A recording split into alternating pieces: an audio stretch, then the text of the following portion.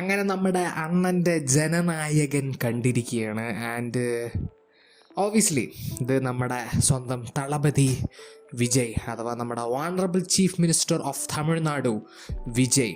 അണ്ണൻ chief മിനിസ്റ്ററൊക്കെ ആയിരിക്കും, പക്ഷേ എനിക്ക് എപ്പോഴും അണ്ണൻ തളപതി തന്നെയാണ്. സോ നമ്മുടെ തളപതി വിജയൻ്റെ അവസാനത്തെ സിനിമയാണ് one last dance, one last time. അപ്പോൾ അങ്ങനത്തെ ഒരു സിനിമ ആയതുകൊണ്ട് തന്നെ ഞാൻ പറയുകയാണെങ്കിൽ നിങ്ങളെല്ലാവരും ഈ സിനിമ തിയേറ്ററിൽ തന്നെ കാണണം. കാരണം അതും പറ്റുകയാണെങ്കിൽ ഒരു എനർജറ്റിക് ഓഡിയൻസിൻ്റെ ഇടയിൽ തന്നെ കാണണം. ബിക്കോസ് ഇനി ഇത് അങ്ങോട്ടേക്ക് കിട്ടില്ല. ഇനി അങ്ങോട്ടേക്ക് വിജയൻ്റെ ഒരു പുതിയൊരു സിനിമ നിങ്ങൾക്ക് തിയേറ്ററിൽ എക്സ്പീരിയൻസ് ചെയ്യാൻ പറ്റില്ല. സോ ഇതുകൊണ്ട് തന്നെ ഈ ഒരു ഓപ്പർച്യൂണിറ്റി നിങ്ങൾ മിസ് ചെയ്യേണ്ട എന്ന് ഞാൻ പറയുള്ളൂ. അത് പറ്റുന്നത്ര ഒരു ഫുൾ ഹൗസ് നല്ല എനർജറ്റിക് ക്രൗഡിൻ്റെ ഇടയിൽ തന്നെ കാണാൻ ശ്രമിക്കുക. ബിക്കോസ് ചില സീനുകൾ ഈ പടത്തിത്തെ അത് ഒരു പീക്ക് തിയേറ്ററിക്കൽ എക്സ്പീരിയൻസ് എന്ന് തന്നെ പറയേണ്ടി വരും. ബാക്കിയുള്ള കാര്യങ്ങളെ പറ്റി നമുക്ക് എന്തായാലും സംസാരിക്കാൻ തുടങ്ങാം. പടം എങ്ങനെയുണ്ടെന്ന് സത്യസന്ധമായി പറയാലോ, അസഹനീയ പടം. ഒരു അൾട്ടിമേറ്റ് പൊളിറ്റിക്കൽ അപരാധം, അഥവാ ഒരു പരിധി വരെ മലങ്കൾട്ട് എന്നുള്ള രീതിയിൽ കാണാൻ പറ്റുന്ന ഒരു പടം. അത് കഴിഞ്ഞപ്പോൾ പിന്നെ അങ്ങോട്ടേക്ക് ഒരു പൊളിറ്റിക്കൽ അപരാധമായിട്ട് മാറുകയാണ് ചെയ്യണത്. എനിക്കിത് പറയുന്നത് നല്ല സങ്കടമുണ്ട്, പക്ഷേ ഇത് തന്നെയാണ് സത്യാവസ്ഥ. ഇതിലാകെ എനിക്ക് കുറച്ച് പോസിറ്റീവ്സ് ഉള്ളൂ, അതായത് തന്നെ പറയാം. വിജയ് ഓബ്വിയസ്ലി അത് പറയേണ്ട ആവശ്യമില്ല. ആ മനുഷ്യൻ്റെ screen presence, style, swag, aura, charisma is just out of this world. ആ മനുഷ്യൻ കലക്കി. ബോബി ഡിയോൾ, എനിക്ക് പേഴ്സണലി ബോബി ഡിയോൾ ഇഷ്ടമായി. അണ്ണൻ്റെ സ്റ്റൈലും സ്വാഗും പരിപാടിയൊക്കെ എനിക്ക് വർക്കായി. അതുപോലെ തന്നെ ചില സീനുകളുണ്ട്, അണ്ണൻ്റെ ഇൻട്രോ സീനായിക്കോട്ടെ, ഒരു ഷിപ്പിൽ വെച്ചിട്ടുള്ള ഒരു സീനൊക്കെ ഉണ്ട്, അതൊക്കെ നൈസായിരുന്നു. അതുപോലെ തന്നെ പ്രകാശ് രാജും നല്ല രസമായിരുന്നു. അങ്ങനെ കുറച്ച് ആക്ടേഴ്സ്. അതുപോലെ തന്നെ പിന്നെ ചില സീനുകൾ അടിപൊളി തിയേറ്ററിക്കൽ എക്സ്പീരിയൻസ് ആയിരുന്നു. എടുത്തു പറയുകയാണെങ്കിൽ ആ ഒരു ഇൻ്റർവെൽ സീന് ഭഗവാൻ കേസരീൻ്റെ അതേ പരിപാടിയാണ്. ആൻഡ് ഈവൺ ഇതിൽ വരെ ചില കോമഡി പരിപാടി, ഒരു അവസാനമൊക്കെ എത്തുമ്പോൾ കുറച്ച് കോമാളി വേഷം ഇട്ടിട്ട് കുറച്ച് ആൾക്കാരൊക്കെ വരും. നമ്മുടെ ഗോഡ് ഓഫ് വാറത്തെ ക്രേറ്റോസിൻ്റെ മേക്കപ്പൊക്കെ ഇട്ടിട്ട് വരുന്നുണ്ട്. അതുപോലെ തന്നെ മറ്റേ ഇൻ്റർവെൽ പഞ്ചിൻ്റെ അവസാനത്തെ ആ ഒരു ഷോട്ട് ഉണ്ടല്ലോ, അതെനിക്ക് പേഴ്സണലി നല്ല കോമഡി തോന്നി. അങ്ങനത്തെ കുറച്ച് കോമഡി പരിപാടികൾ ഉണ്ടെങ്കിൽ പോലും സീന് ഒരു പീക്ക് തിയേറ്ററിക്കൽ എക്സ്പീരിയൻസ് തന്നെയായിരുന്നു. അവിടുന്ന് ആക്ച്വലി തിയേറ്റർ വിട്ട് പോയതാണെങ്കിൽ എനിക്ക് സന്തോഷത്തോടെ വീട്ടിൽ വരാമായിരുന്നു. പക്ഷേ പടം പിന്നെയും 1.5 മണിക്കൂർ ബാക്കിയുണ്ടായിരുന്നു.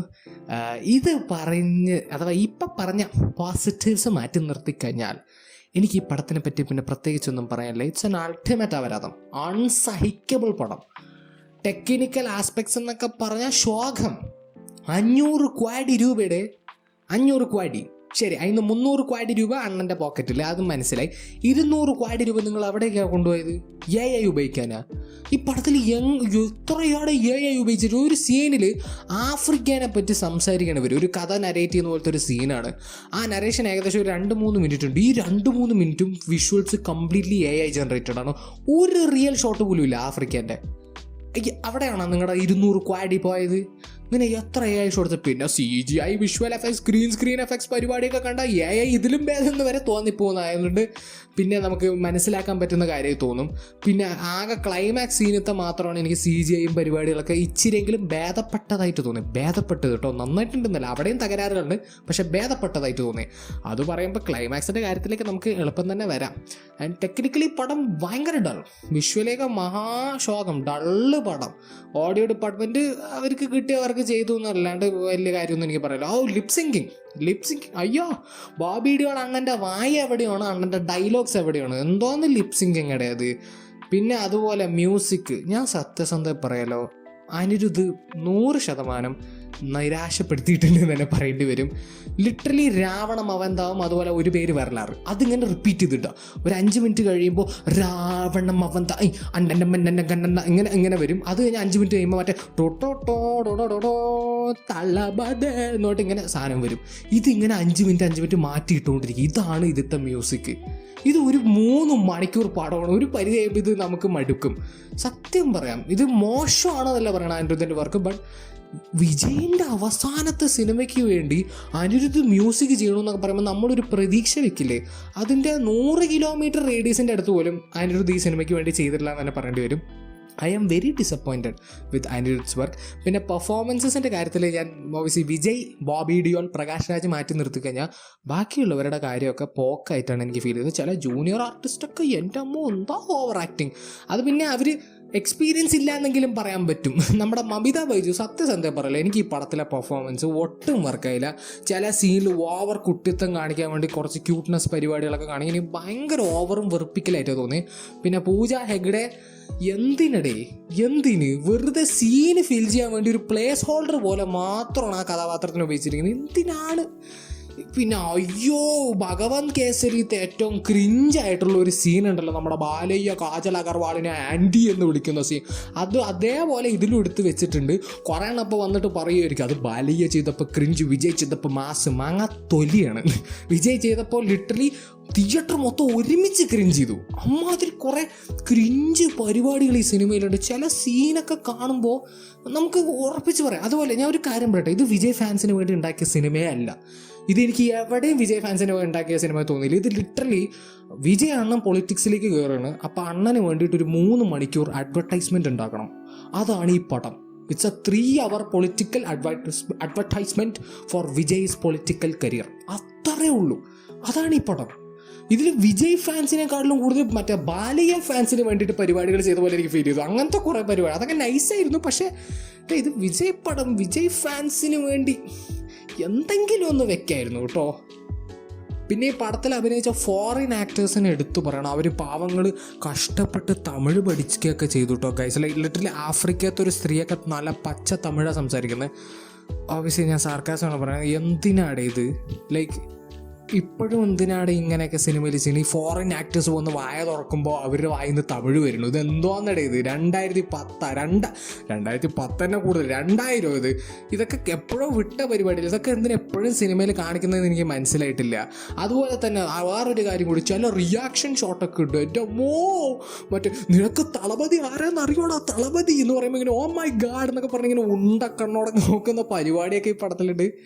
തെലുങ്ക് പടം പോലും 2000 വിട്ട പരിപാടിയാണ്.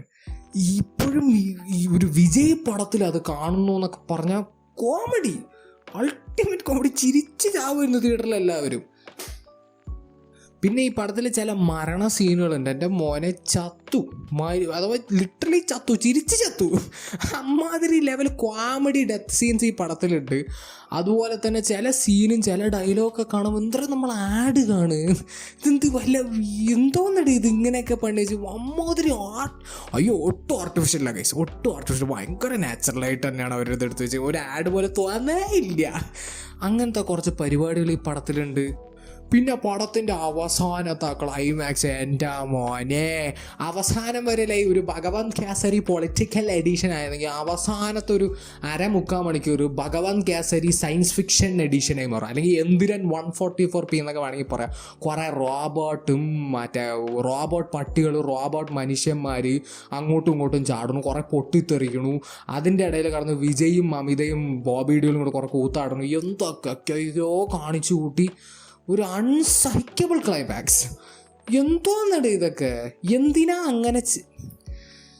പിന്നെ അതിൻ്റെ ഇടയിൽ കയറി കുറേ റിലീജിയസ് ആൻഡ് പൊളിറ്റിക്കൽ പരിപാടികളൊക്കെ അവർ സംസാരിക്കാൻ ശ്രമിക്കുന്നുണ്ട്. സത്യസന്ധം പറയാലോ, പാരഡി പടം കാണുന്ന പോലെ ഉണ്ടായിരുന്നു. ചിരിച്ച് ചത്തു. Parody, literally parody. അത് അവർ പാരഡി ആയിട്ടല്ല കേട്ടോ കാണിക്കുന്നത്, സീരിയസ് ആയിട്ട് അവർ കാണിക്കുന്നത്. പക്ഷെ നമുക്ക് കാണുമ്പോൾ പാരഡി പോലെ തോന്നും. അങ്ങനത്തെ കുറേ പരിപാടികൾ. അങ്ങനെ ഒരു പടം, ഒരു വധം, അതിൻ്റെ മുകളിൽ 3 മണിക്കൂർ 3 മിനിറ്റ്. എടോ ഞാൻ പിന്നെയും ചോദിക്കാം, നിങ്ങൾക്കൊക്കെ ഒരു സിനിമ മോശമാണെന്ന് പറഞ്ഞാൽ അറ്റ്ലീസ്റ്റ് അത് പറ്റുന്നത്രയും ചെറുതാക്കാൻ ശ്രമിച്ചുകൂടെ? എന്തിനാണ് ഇങ്ങനെ 3 മണിക്കൂർ 3.5 മണിക്കൂറൊക്കെ വലിച്ച് നീട്ടുന്നത്? ഞങ്ങൾ സഹിക്കണം എന്നാണോ നിങ്ങളുടെയൊക്കെ ആഗ്രഹം? ചോദിക്കുന്നതിലൊന്നും തോന്നരുത്. But that's it man. എനിക്കിനി ഇതിനെപ്പറ്റി കൂടുതൽ സംസാരിക്കാൻ തുടങ്ങി ഞാൻ ഭയങ്കര ഇമോഷണലാണ്. ബിക്കോസ് ലിറ്ററലി ഇത് ഞാൻ കളിയാക്കിയിട്ടോ അങ്ങനെ ഒന്നുമല്ലേ. I'm genuinely emotional. അഥവാ ഭയങ്കര സങ്കടമുണ്ട്, ഭയങ്കര ഫ്രസ്ട്രേഷൻ ഉണ്ട്. ദാറ്റ് നമ്മുടെ ഒക്കെ, അഥവാ ഞാൻ ഒരു കാലത്ത് ഭയങ്കര വലിയ വിജയ് ഫാനായിരുന്നു. അപ്പം അങ്ങനത്തെ ഒരു ആളെന്നുള്ള നിലയിൽ ഇതാണ് ആ ഒരു പ്രതിഭയുടെ, ആ ഒരു സ്റ്റാറിൻ്റെ, തളപതി അണ്ണൻ്റെ അവസാനത്തെ സിനിമ എന്ന് പറയുമ്പോൾ നല്ല സങ്കടമുണ്ട്. എനിക്കൊന്നും പറയാനില്ല. നിങ്ങളെന്തായാലും സിനിമ കണ്ടവനാണെങ്കിൽ നിങ്ങളുടെ അഭിപ്രായം കമൻറ്റ് സെക്ഷനിൽ ഡ്രോപ്പ് ചെയ്യാൻ മറക്കരുത്. ആൻഡ് വീഡിയോ ഇഷ്ടപ്പെട്ടെങ്കിൽ ലൈക്ക് ചെയ്യുക, ഷെയർ ചെയ്യുക, സബ്സ്ക്രൈബ് ചെയ്യുക, നോട്ടിഫിക്കേഷൻ എല്ലാം മറക്കാൻ മറക്കരുത്. And I will see you guys in next video. By.